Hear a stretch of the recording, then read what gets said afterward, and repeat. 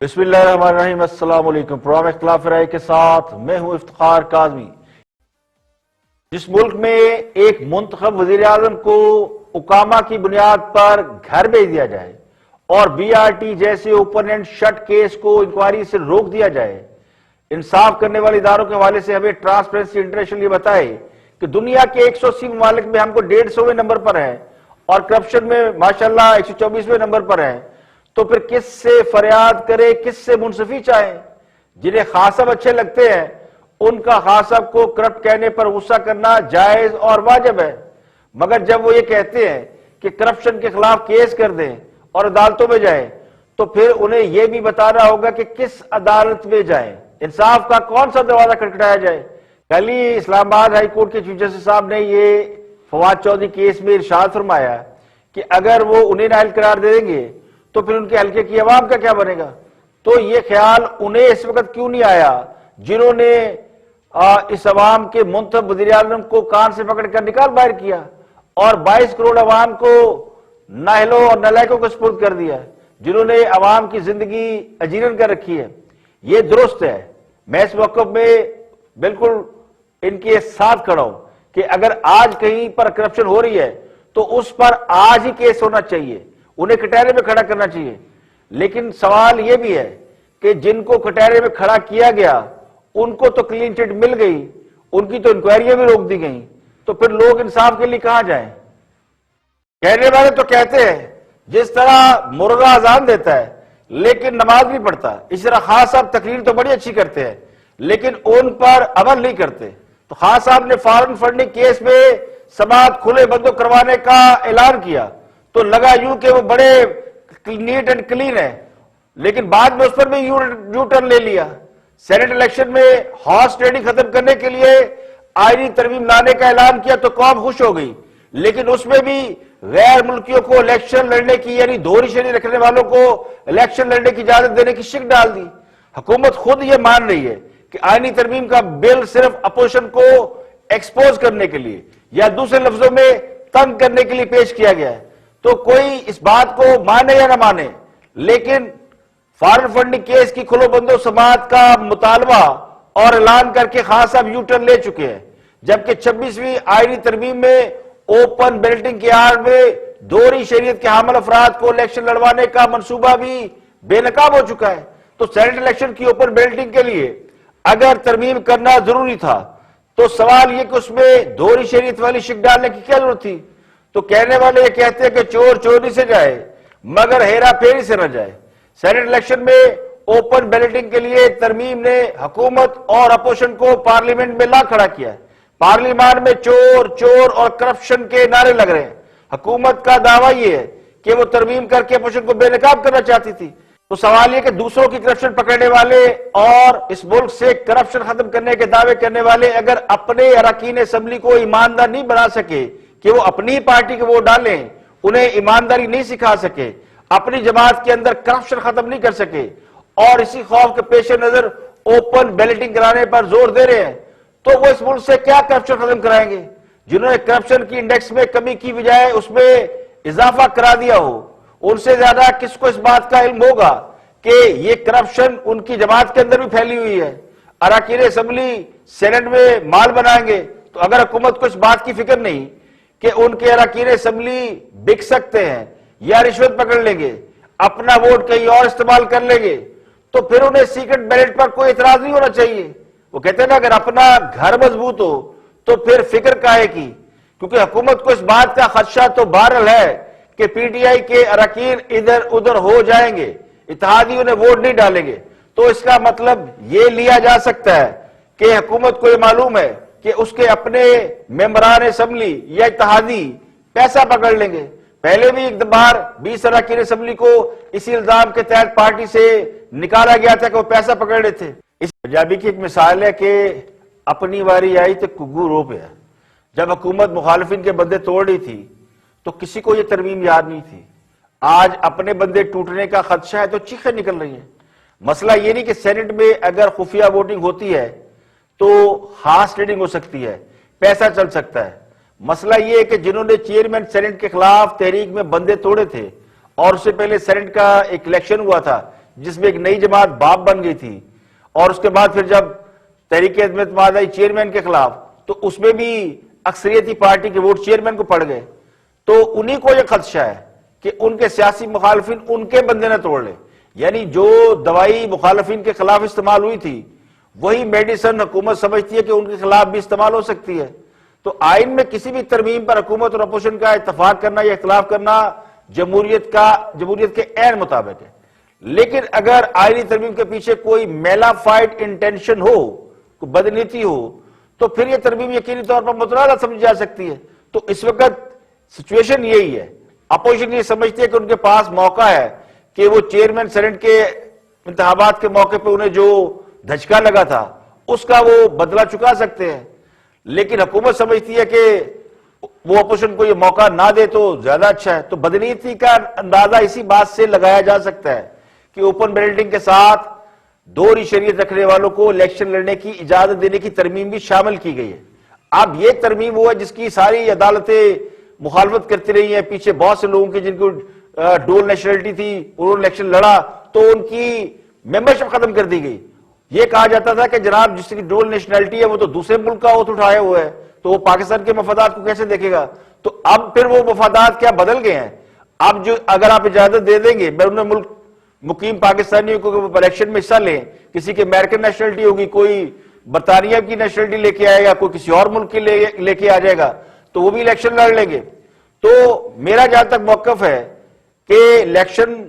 لڑنے کے لیے دوہری شریعت کی اجازت نہیں ہونی چاہیے، ورنہ لوگ بھاری پیسہ خرچ کر کے ٹکٹ لیں گے، الیکشن لڑیں گے اور پھر کوئی گڑبڑ کر کے چلتے بنیں گے۔ میں یہ نہیں کہتا ہے لوٹ مار کریں گے، لیکن پاکستان کا مفاد کون دیکھے گا؟ لیکن جو غیر ملکی یعنی جو پاکستانی بیرون ملک بہت سے پاکستانی رہتے ہیں، سب کا جی چاہتا ہے کہ پاکستان کے پولیٹیکل پروسیس میں حصہ لیں، تو ان کے لیے ان کو ووٹ ڈالنے کی اجازت ہونی چاہیے، ان کو یہ بھی اجازت ملنی چاہیے پاکستان آئے اپنی غیر ملکی شریعت سرنڈر کریں تو الیکشن لڑ لیں، تو اس میں کوئی پابندی نہیں۔ لیکن یہ جو حکومت نے وہ ڈال دیا نا، کہتے ہیں دودھ میں وہ ڈال کے، اور اس کو وہ بھی جو ایک صاف سیدھا سادہ معاملہ تھا جس میں آئینی ترمیم آتی اور اوپن بیلٹنگ جو ہے وہ سیکرٹ بیلٹنگ کو چینج کیا جاتا، اوپن بیلٹنگ ہو جاتی، لیکن یہ جو امینڈمنٹ ڈالی ہے اسی نے یہ ثابت کیا کہ انٹینشن اچھی نہیں ہے، میلافائڈ ہے۔ پارلیمنٹ میں جمہوریت نہیں، عدالتوں میں انصاف نہیں، میڈیا آزاد نہیں، مگر اس کے باوجود ملک چل رہا ہے۔ اور یہ کیسا ملک ہے جس کے بارے میں کہا جاتا ہے کہ اسے جانے والے بھی تباہ کر گئے اور آنے والے بھی اس سے کوئی اچھا سلوک نہیں کر رہے۔ جب گروتھ ریٹ اچھا تھا، مہنگائی کم تھی، معیشت آئیڈیل تھی، روزگار کے مواقع میسر تھے، کاروبار کا ماحول تھا، اس وقت بھی یہی راگ سنتے تھے کہ ملک تباہ ہو گیا ہے۔ آج بھی یہی راگ الاپا جا رہا ہے اور اس کے سر پہلے سے کہیں زیادہ اونچے ہو گئے۔ آج عدلیہ یہ سوال پوچھنے پر مجبور ہے کہ کیا اس ملک میں میڈیا آزاد ہے؟ جسٹس قاضی فائز عیسیٰ کی جانب سے عدالت میں پوچھے گئے سوال کے جواب میں کہ کیا میڈیا آزاد ہے، جواب نفی میں ملتا ہے۔ تو پھر ججز کو یہ ریمارکس دینا پڑتے ہیں کہ ملک کو منظم طریقے سے تباہ کیا جا رہا ہے۔ جب میڈیا تباہ ہوتا ہے تو ملک تباہ ہو جاتا ہے۔ جسٹس مقبول باقر یہ کہتے ہیں کہ ہمیں یہ کہنا پڑ رہا ہے کہ اپنے ہی عوام کے ساتھ جنگ لڑی جا رہی ہے، تو یہ ریمارک ظاہر کرتے ہیں کہ ملک کی کیا صورتحال ہے۔ تو اب اس خراب صورتحال کا ذمہ دار کون ہے؟ اس کا تعین کون کرے گا؟ کوئی بھی یہ نہیں مانتا کہ خرابی کے ذمہ دار وہ ہے۔ اس ملک کو کئی برسوں سے تجربہ کار بنا دیا گیا ہے، کبھی کوئی نظام، کبھی کوئی نظام، کبھی کوئی حکومت، کبھی کسی کے قصیدے پڑھے جاتے ہیں، کبھی کسی کا ماتم کیا جاتا ہے۔ ذاتی مفاد ہو تو پارلیمان میں ترامیم بھی آ جاتی ہے، قومی مفاد ہو تو مجبوریاں گنوائی جاتی ہے کہ ہمارے پاس اکثریت نہیں ہے۔ کرپشن کے سکینڈل سامنے آئے تو اس پر کمیشن بنا دیتے ہیں، رپورٹ آئے تو اس پر ایک اور کمیشن بنا کر اس پر مٹی ڈال دیتے ہیں۔ تو پھر یہ بات ماننا پڑتی ہے کہ کہیں نہ کہیں گڑبڑ ہے اور بہت کچھ دانستہ طور پر کیا جا رہا ہے۔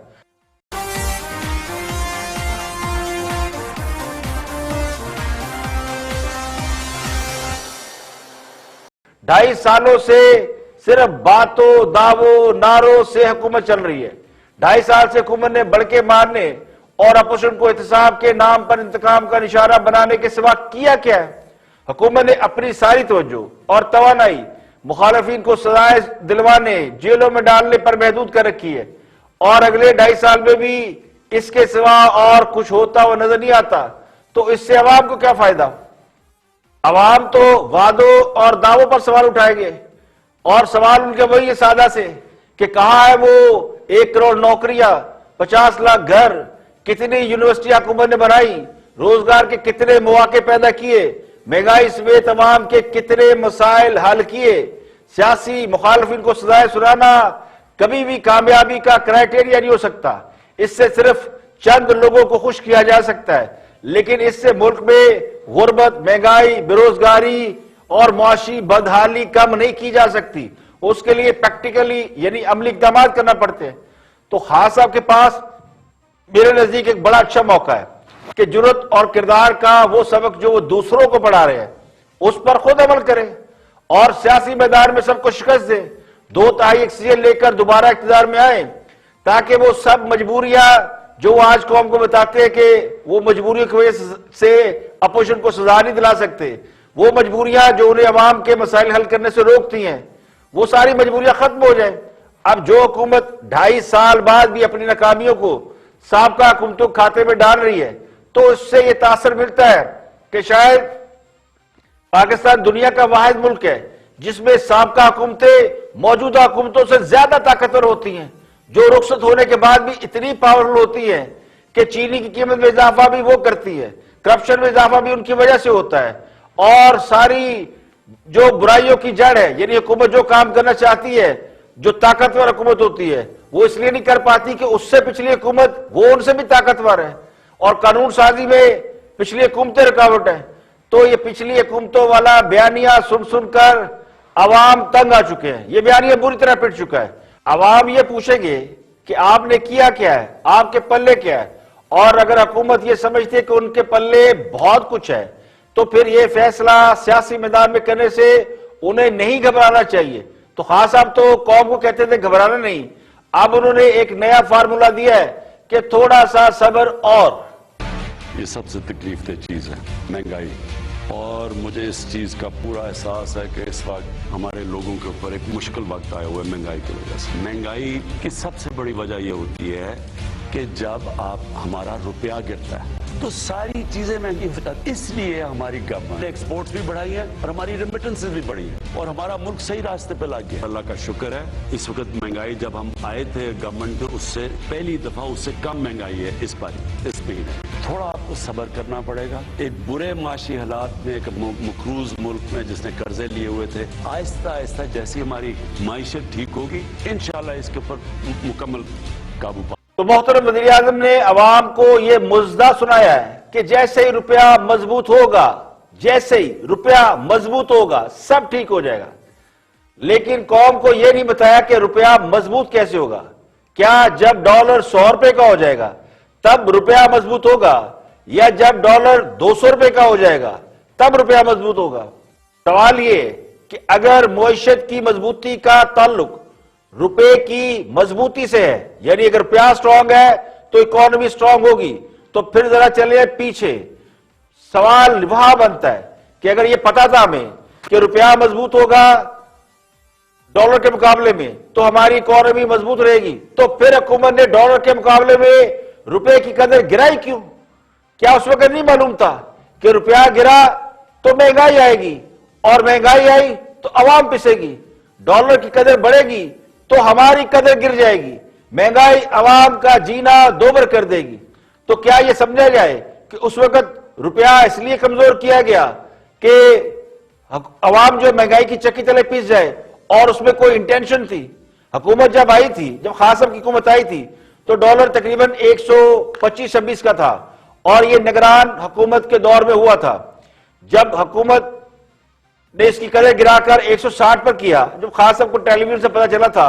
کہ ڈالر جو ہے وہ اوپر چلا گیا اور روپے کی قدر گرا دی گئی ہے اور آفیشلی گرا دی گئی ہے، روپیہ 160 پر گیا، 64 پر گیا، 68 پر گیا، اب واپس وہ 160 پر ہے، تو کیا خان صاحب یہ فرما رہے ہیں کہ ڈالر واپس 125 کا ہو جائے گا؟ تو روپے کی مضبوطی تو اسی صورت میں ہوگی جب ڈالر ڈی ویلیو ہوگا جو ہمیں دور دور تک ہوتا نظر نہیں آتا، یعنی ہنوز دلی دورس، تو میرا گمان یہ ہے کہ وزیر اعظم نے قوم کو دراصل یہ پیغام دیا ہے کہ صبر کرے، جو ہونا تھا وہ ہو گیا، حکومت کی نالاحقی کی وجہ سے مہنگائی بڑھ گئی ہے، تو صبر اور شکر کے سوا کوئی چارہ نہیں۔ اس سے پہلے بھی فرما چکے ہیں کہ سکون قبر میں ملے گا، گھبرانا نہیں ہے، اور تھوڑا سا صبر، اور یہ سارے پیغام صرف قوم کے لیے، یعنی کونین کی کڑوی گولیاں شوگر کوٹڈ کر کے عوام کو کھلائی جا رہی ہے۔ ویسے بھی آج کل پرائم منسٹر شاہ رخ خان بات کرتے نظر آ رہے ہیں، پچھلے دنوں وہ یہ فرما رہے تھے کہ 5 سال حکومت کے لیے بہت کم عرصہ ہوتا ہے، اس کی وجہ سے حکومتیں لمبی پلاننگ نہیں کر پاتی، لانگ ٹرم منصوبے نہیں بنتے، شارٹ ٹرم بنتے ہیں، لوگ آگے کا نہیں سوچتے۔ جبکہ ساری حکومتیں شارٹ ٹرم اور لانگ ٹرم منصوبوں کے ساتھ کام کرتی ہیں، تو لگا یہ تھا کہ ایک طرف وزیر اعظم اپنے لیے اقتدار کی مدت میں اضافے کی خواہش رکھتے ہیں، اور جو ہے جہاں ہے جیسا ہے کی بنیاد پر وہ اقتدار میں رہنا چاہتے ہیں، جبکہ اپوزیشن انہیں اقتدار سے باہر نکالنے کی جدوجہد میں مصروف عمل ہے۔ تو پتہ نہیں یہ انہوں نے پورے پاکستان کے لیے کہا ہے صبر کرو، یا پھر اپوزیشن سے کہا ہے کہ صبر کرو، بلکہ ہو سکتا ہے کل وہ نیا ڈائیلاگ مارکیٹ میں لے کر آئے کہ برداشت کرو۔ لگتا یوں ہے کہ اپوزیشن اس انتظار میں ہے کہ لوگ خود بخود باہر نکلے اور حکومت کو چلتا کر دیں، کیونکہ مہنگائی بڑی ہے، بیروزگاری بہت ہی بڑا مسئلہ بنی ہوئی ہے، لوگ تنگ ہیں، عوام الناس نظر آتا ہے کہ فرسٹریشن سب میں پھیلی ہوئی ہے، جبکہ عوام اس بات کے منتظر ہیں کہ سیاسی جماعتیں ان کی مشکلات آسان کریں اور حکومت کو گھر بھیجیں۔ ووٹ تو انہوں نے اپوزیشن کو بھی دیا تھا، لیکن اپوزیشن نے حکومت کو گھر بھیجنے کے لیے جو حکمت عملی اپنا رکھی ہے وہ شیطان کی آنت کی طرح لمبی ہوتی جا رہی ہے، ختم ہونے کا نام نہیں لے رہی، اور اب تو لوگ یہ کہنے پر مجبور ہیں کہ تاریخ پر تاریخ دینے کے سوا کچھ نہیں ہو رہا۔ تو میرا گمان یہ ہے کہ اپوزیشن مصر کے انقلاب کو مد نظر رکھ کر بیٹھی ہے، اور وہ جو التحریر سکوائر جیسا انقلاب آیا تھا، یا تو اس کی خواہش ہے یا پھر کسی ایسی چنگاری کی تلاش میں ہے جو بھڑک اٹھی تو سب کچھ خس و خاشاک کی طرح بہا لے جائے گی۔ تو اس میں کوئی شک نہیں کہ جب جسٹس افتخار چودھری کی بحالی کے حوالے سے، یعنی عدلیہ بحالی جیسی تحریک چلی تھی، تو وہ ایسے ہی تھی کہ چلتے گئے اور کارواں بنتا گیا۔ اگر ویسی تحریک چلی تو پھر حکومت کے لیے سنبھلنا مشکل ہو جائے گا، لیکن اس کے لیے ضروری تو یہ ہے کہ کارواں منزل کی جانب سفر تو شروع کرے، لیکن ابھی تو لگتا ہے کہ ٹرین سٹیشن پر کھڑی ہے، اور ان میں سے ایک جماعت وہ یہ کہہ رہی ہے کہ ذرا سا انتظار کریں، ہم پہلے ذرا تحریک عدم اعتماد کا تجربہ کر کے آتے ہیں، اگر داؤ لگ گیا تو سفر کی ضرورت نہیں، منزل خود ان کے پاس چل کر آ جائے گی۔ تو یہ بات بھی درست ہے کہ جلسوں اور ریلیوں سے تو حکومت کو کوئی گھر نہیں بھیج سکتا، اور نہ ہی اپوزیشن نے کوئی ایسا اعلان کیا تھا کہ جلسوں سے حکومت گھر چلی جائے گی، لیکن یہ حقیقت ہے کہ لوگ آج نہیں، کل نہیں، پرسوں نہیں، ہے جب بھی اسلام آباد کی طرف چل پڑے تو پھر کوئی نہ کوئی کٹی کٹا ضرور نکال لیں گے۔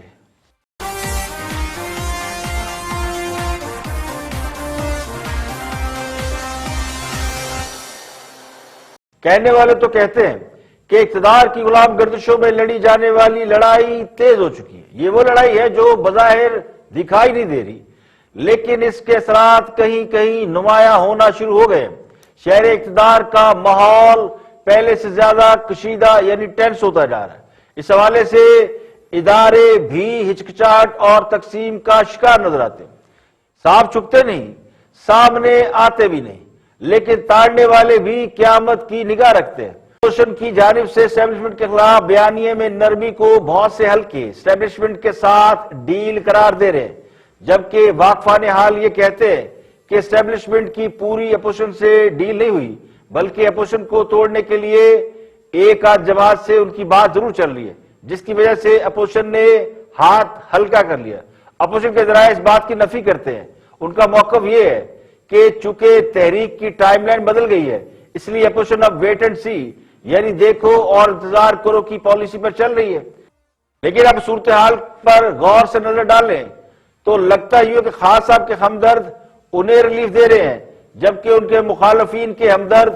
انہیں ٹف ٹائم دیتے ہوئے نظر آ رہے ہیں۔ تو اس حوالے سے ایک بڑی تقسیم جو پہلے بھی موجود تھی اب وہ ذرا اور کھل کر سامنے آ رہی ہے۔ BRT کیس میں حکومت کو بڑا ریلیف ملا ہے تو فارن فنڈنگ کیس میں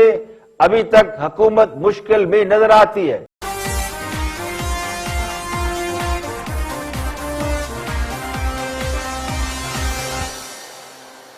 تو حکمران جماعت اور ان کے حامی میڈیا کو اگر کوئی خواب میں بھی آ کر اس وقت ڈرا رہا ہے تو وہ مولانا فضل الرحمان ہے۔ مولانا فضل الرحمان اگر چودھریوں کے وعدے پر اعتبار کر بیٹھے تھے اور انہوں نے دھرنا مؤخر کیا تھا تو یہ ان کی اعلیٰ ظرفی تھی۔ ساکھ تو چودھریوں کی خراب ہوئی ہے جو ہمیشہ زبان کے پکے سمجھے جاتے تھے، لیکن انہوں نے بھی خان صاحب کے لیے اپنی اس ایک سیاست کو جو بڑی کریڈیبل سیاست تھی اس کے تابوت میں 2-4 کیل اور ٹکوا لیے۔ تو جب سے مولانا فضل الرحمان نے اسٹیبلشمنٹ کے حوالے سے اپنا موقف نرم کیا ہے، اور یہ تو پیغام بڑا واضح تھا کہ لڑائی اپنی اپنی، تو جب پیغام مل گیا لڑائی اپنی اپنی تو پھر اپوزیشن کیوں اسٹیبلشمنٹ کے ساتھ لڑائی کرے؟ تو انہوں نے اپنا موقف نرم کیا ہے، اور اس نرمی کے پیچھے پتہ نہیں کتنی درخواستیں ہیں۔ میں منت ترلے نہیں کہتا، مگر کچھ لوگوں نے سمجھایا کہ بھائی آپ ان سے لڑیں جن سے آپ کی لڑائی ہے۔ تو اس وقت سے بہت سے لوگوں کو وہ کہتے ہیں مرچیں لگی ہوئی ہیں، جو پہلے یہ بیان دے رہے تھے کہ دیکھیں یہ تو فوج کے ساتھ لڑ رہے ہیں، یہ تو پتہ نہیں کہاں سے آ گئے۔ اب بیچ میں تو فوج نکل گئی ہے تو توپوں کا رخ حکومت کی طرف ہو گیا، تو اب یہ بیانیہ اڈاپٹ کیا جا رہا ہے کہ سافٹ ویئر اپڈیٹ ہو گیا ہے۔ تو کوئی کچھ بھی کہے مگر وقت یہ ثابت کر رہا ہے کہ مولانا فضل الرحمان ایک سمجھدار سیاستدان ہے جو پہلے بھی لوگوں کو اسلام آباد لے آئے تھے، جنہوں نے بڑے بڑے جلسے کیے اور ان کی اتنی اسٹرینتھ ہے کہ وہ کبھی بھی جلسے کر سکتے ہیں۔